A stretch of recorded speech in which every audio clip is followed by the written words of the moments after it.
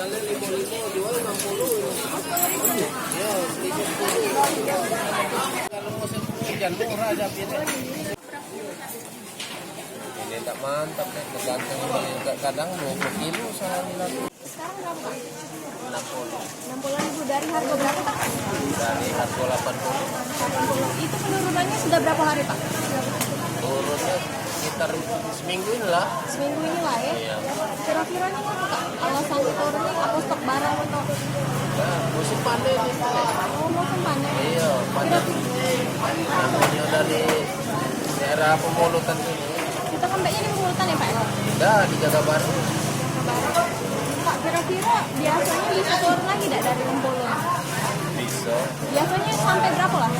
Lalu dia panen 45, 40. 540. Kalau untuk cabai rawit?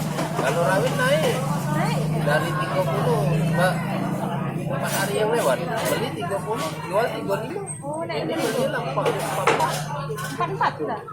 Modal Kita jual 50. 50 cabai rawit. Justru cabai rawit. Cabai rawit ini apa Pak? Karena Kosong. kosong ya. Berarti tidak sama dengan Merah. Merah.